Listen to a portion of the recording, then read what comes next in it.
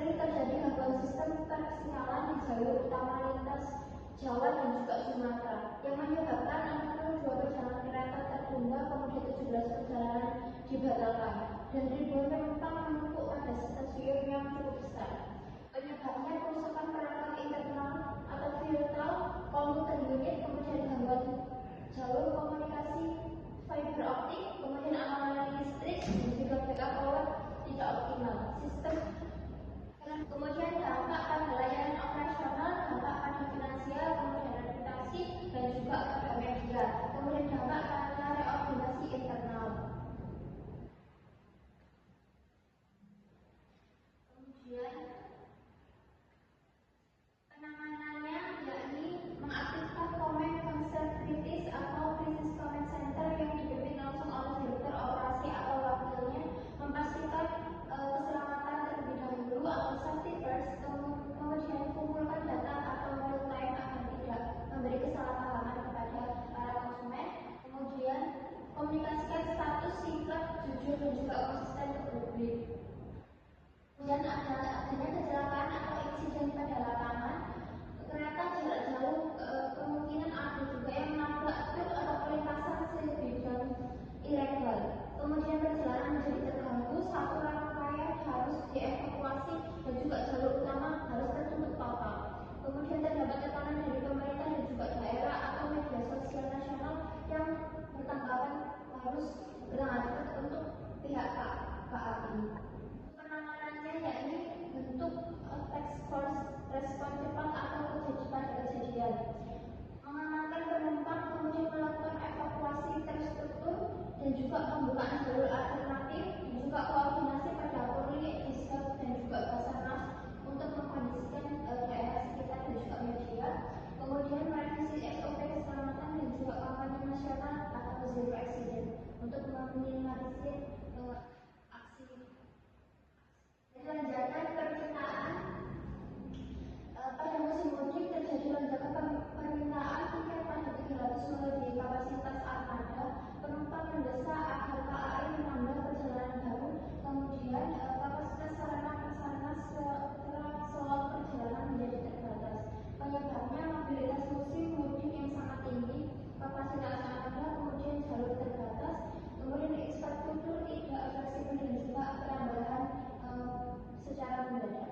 Kemudian dampaknya itu menjadi overload pada sistem penjualan tiket, munculnya kekecewaan para pelanggan, dan juga potensi adanya praktik calo atau penjualan tiket tidak resmi. Kemudian penanganan analisis demand reverse dan capacity planning, tambahan extra training, kemudian kemampuan lintasan dan juga slot operasi. Kemudian adanya optimalisasi armada idle atau dan juga perawatan peralatan pada jadwal, dan juga tampilkan informasi real-time agar pelanggan paham bagaimana kapasitas kereta KAI. Kemudian ada peningkatan keluhan pelanggan pada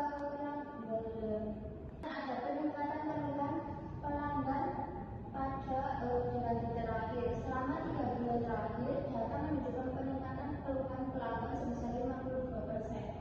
Terkait pada kebersihan, layanan dan juga petugas, keterlambatan dan juga gangguan fasilitas tambahan seperti AC.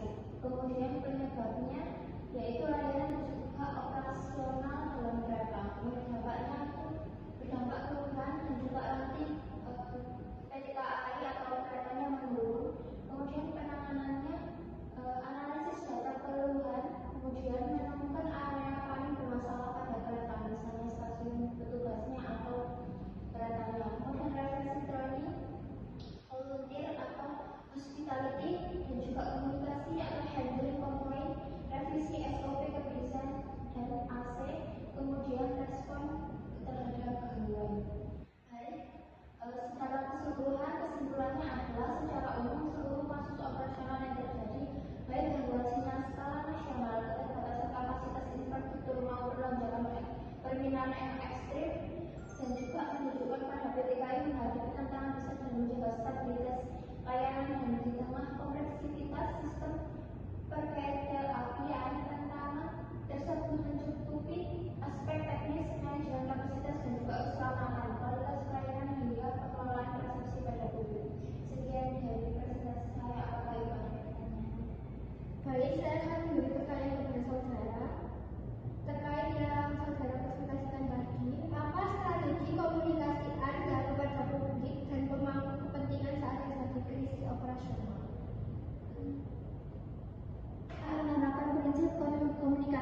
secara cepat, akurat, dan juga transparan. Informasi awal dirilis pada 15 sampai 20 menit pertama melalui call communication disertai dengan estimasi waktu pemilihan sementara. Saya memastikan media sosial memberikan update setiap 20 sampai 30 menit dan juga saya menunjukkan satu jurus bicara agar narasi tetap menjadi konsisten dan tidak berdampak pada besarnya. Saya mengadakan konferensi pers untuk menjaga kepercayaan publik. Jika gangguan berlangsung lama, bagaimana Anda mengelola operasi manual tanpa meningkatkan risiko keselamatan? Saya menerapkan manual dan juga memperketat protokol keselamatan dan juga pembatasan kecepatan, pengaturan headway dan juga konfirmasi berlapis pada BPKA masinis OCC.